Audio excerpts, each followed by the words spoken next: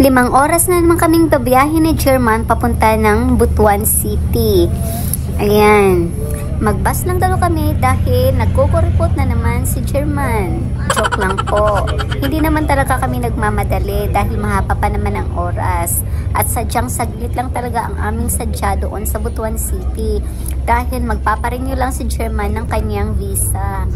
Magpapa-extend lang siya dahil hindi pa naman siya naka-permanent visa dahil hindi pa naman siya married sa akin. Hindi naman kami haggard sa bus dahil naka-aircon bus kami. At eto, nakarating na nga kami sa Butuan. Dito na kami dumiretso sa Robinson Mall. Dito na kami huminto dahil dumidiretso naman yung bus papunta ng Robinson Mall. At dahil nga sa kabagal ko maglakad at nag-video-video pa ako, iniwan ako ni German. Nauna na siya sa akin, nakalimutan na atang may kasama siya. At syempre, pumasok na nga kami sa entrance. Ala nga naman, exit. Lakad naman si German, akala mo naman walang kasama. Ang totoo niyan guys, gutom lang naman talaga siya.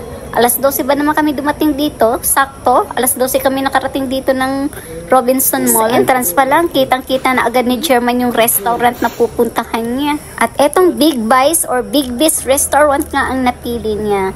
Kaya nag-order na kaagad siya ng kanyang gustong kakainin. Ay, mas nauna pala akong nakapili ng pagkain kay German. Yung in-order ko ay Caesar salad lang, yung lettuce lang. Para kunyari, healthy lifestyle yung kinakain ko. Kasi kung alam nyo lang, kung makapili talaga sa German ng menu, ng pagkain, sobrang tagal talaga. At buti na lang mabilis ang serving nila dito. Di ko masyado matandaan kung anong pangalan sa in-order ni German, pero parang Muju chicken ata. Chicken barbecue lang naman siya na merong mga salad-salad na gulay. At syempre, umorder na rin kami ng aming mango shake. Ako hindi naman nagugutom, pero kumain pa rin ako dahil ayokong magutom mamaya. Dahil pag habang nasa biyahe talaga ako guys, talagang hindi ako nagpapagutom.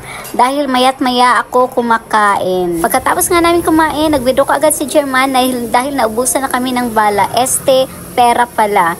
Buti na lang, sakto pa yung pera namin pambayad sa restaurant. Kung hindi, makakapaghugas talaga kami ng pinggan. At dahil kakatapos nga lang ni German mag-withdraw, ayan, nagtitipid na naman kami. Kaya hindi kami nag-taxi, nag-commute na lang kami. Kaka-video ko nga, ayan, napansin ko na naman ang aking taghiyawat.